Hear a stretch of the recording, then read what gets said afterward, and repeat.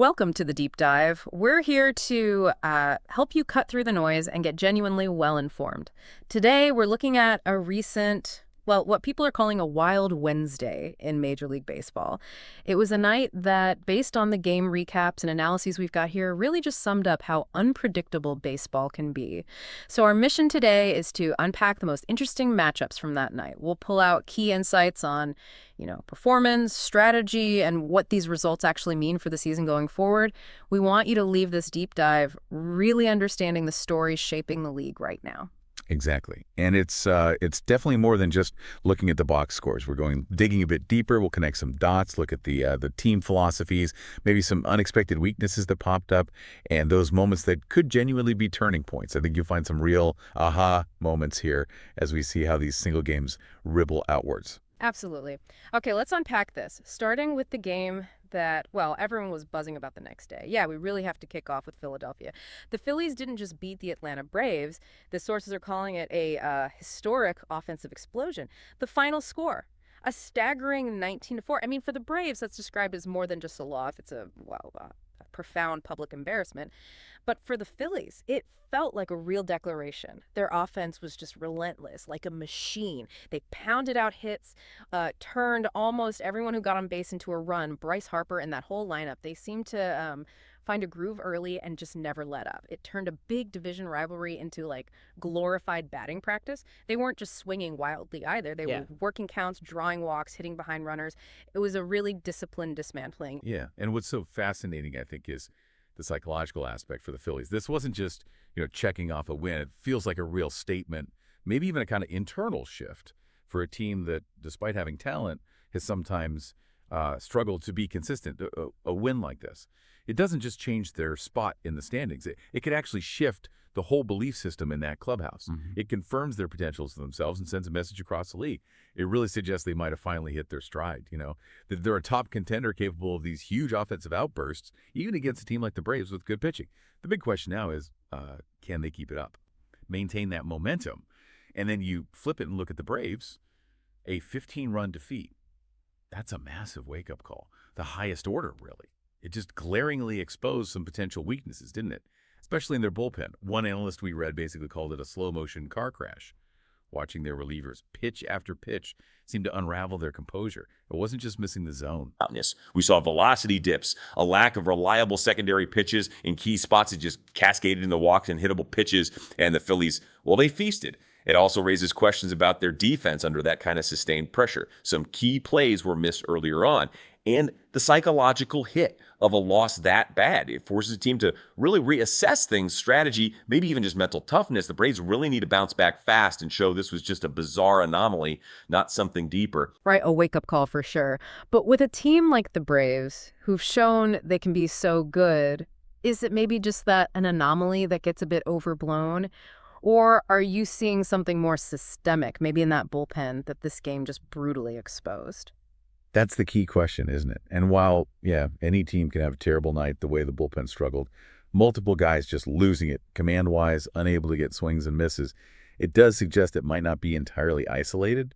Consistent control problems across several relievers in one game points to maybe a depth issue or perhaps a need to rethink how they manage those later innings. It's definitely something to watch closely in the next few games. You really have to wonder. Okay, so from that sheer power display in Philly, let's pivot down south to Miami. A totally different kind of game unfolded there, but just as compelling in its own way.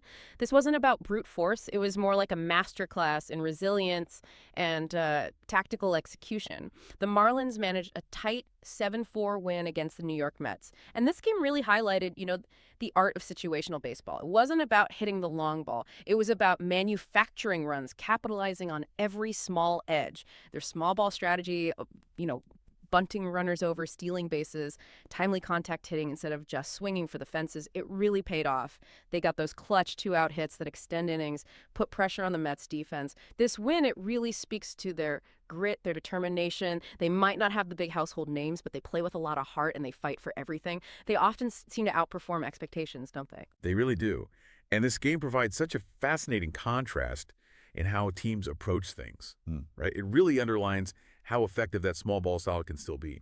Against a team like the Mets, with all their talent and resources, the Marlins showed You don't need a lineup packed with superstars to win. Every single hit, every walk felt like it was earned and really mattered in that game. For them, this isn't just a nice morale boost. It's like a building block. It reinforces their belief that disciplined play, smart execution, can absolutely beat raw talent on any given day. It's a real credit to their coaching and the players buying in. It's almost like a blueprint for them against bigger spending teams. Now, conversely, you look at the Mets. Despite all that talent, all that payroll, they just continue to wrestle with consistency, don't they? Their offense can be explosive one night and then, like this game, just completely stall out. They really struggled to find any kind of rhythm against, frankly, a Marlins pitching staff that really stepped up. The Mets had chances, runners in scoring position multiple times, but they just failed to get the big hit. They left so many guys stranded. Their expected batting average, the XBA for the game, surprisingly low. It's just they weren't even making solid contact, let alone getting unlucky. And this pattern of not cashing in, it's become a bit of a recurring issue for them. It does make you question their maybe mental approach in those clutch moments. This loss, especially to a team maybe perceived as weaker, it really highlights these offensive struggles and execution problems they need to fix. You mentioned the inconsistency being a recurring theme for the Mets. Do you think that's more about individuals just being in slumps, or does it point to something, I don't know, more fundamental, like their overall offensive approach, maybe even team chemistry, that stops them from translating all that talent into steady production? I suspect it's probably a mix of things. You'll always have individual players go cold. That's baseball. But when you see multiple talented hitters repeatedly failing in those key high-leverage situations, and it often suggests something more systemic is at play. It could be about plate discipline, maybe struggles adjusting to pitchers mid-game, or even, like you said, a kind of psychological weight. Sometimes teams with really high expectations put so much pressure on themselves that it actually backfires, hindering execution. Each at-bat becomes this isolated high-pressure moment instead of part of a cohesive plan. That makes a lot of sense. Okay, so for our last game from this wild Wednesday, let's head to Chicago. Here we saw a display of just, well, undeniable power and precision. Yeah, over in Chicago, the New York Yankees rolled to a pretty commanding 10-4 win against the White Sox, and this felt like, a classic Yankees victory, just a textbook example of a dominant team firing on all cylinders. Their performance was driven by that familiar combo, the long ball and really strong pitching.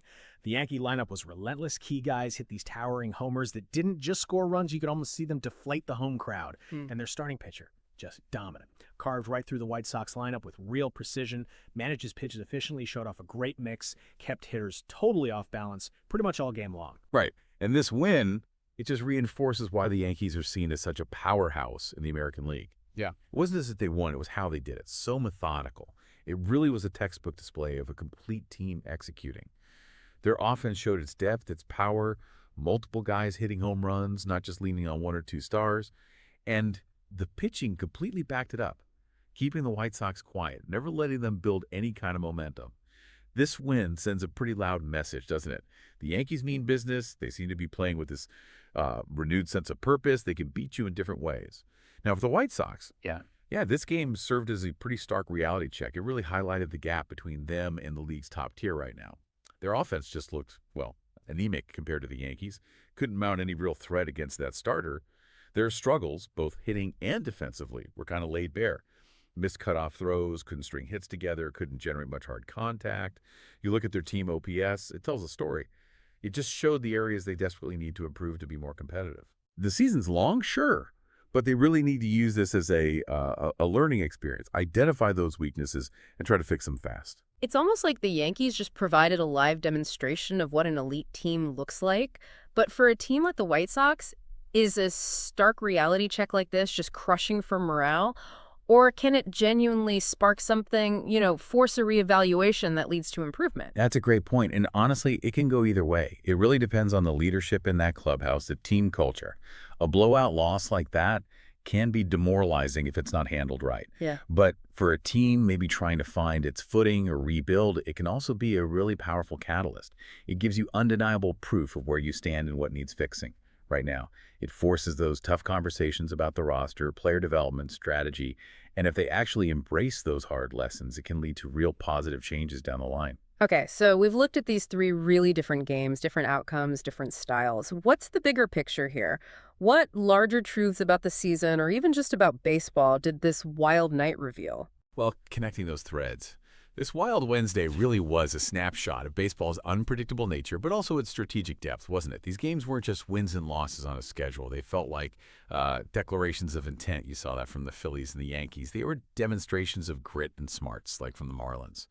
And then for the Braves, the Mets, the White Sox, yeah, painful, but maybe necessary wake-up calls that really illuminated where each of these teams stands right now quite vividly. And it was fascinating just seeing the different strategies play out so clearly. You had the Phillies just overwhelming with power, almost feels like a throwback when it works like that. But then the Marlins reminded everyone that small ball, that tactical game of moving runners, manufacturing runs, it still absolutely works. It proves you don't need AVP candidates everywhere if you execute relentlessly. And the Yankees, they showed that ideal blend, right? Power and pitching, a complete team built to win in multiple ways. This night also really highlighted that huge psychological swing, the impact of a massive win versus a crushing loss. How teams handle that momentum or suddenly face the need for some serious soul-searching. Every team's journey is different, and sometimes one night just puts it all out there. I totally agree. Lots to chew on there. But what strikes me is, even with all that, the power, the tactics, the grit, sometimes just one bad night can totally shift how we perceive a team, right? Yeah. How much of what we saw was really fundamental to who these teams are versus just the chaos of one game in a super long season. Yeah, that's the eternal question in baseball, isn't it? The beauty and the frustration. One game can be an outlier, absolutely. Yeah. But when you see patterns emerge or when a quote-unquote bad night dramatically exposes the weakness people already suspected, then it starts feeling more significant. Like those Braves bullpen issues, that wasn't totally out of the blue. They've been watched. This game just brought it to a crisis point. It's always about trying to separate the signal from the noise, and Wild Wednesday definitely gave us some strong signals. Yeah, definitely. It really makes you think about what defines a contender versus a team that's struggling. Is it just raw talent, strategic smarts, pure determination, or maybe just the mental toughness to shake off a really bad day? This night kind of showed it takes a mix of everything and maybe more. Okay, so let's quickly recap the big takeaways from our deep dive into this truly unforgettable Wild Wednesday. We saw the Phillies make a huge statement with that offensive onslaught. We saw the Marlins put on a clinic in situational baseball and pure resilience. And we saw the Yankees just reinforce their powerhouse status with a really complete performance. We hope we've given you some valuable insights here, helped you connect the dots quickly. And as you think about all this, maybe chew on this question. In a sport like baseball, so long, so demanding, where every single game writes its own little story, how much can just one night truly change a team's ultimate destiny? And maybe more importantly, how fast can those stories change again once the next game starts? That is a great question to ponder, and yeah, it's why we keep watching, isn't it? Thanks so much for joining us for this deep dive. Keep exploring, keep learning, and we'll catch you next time.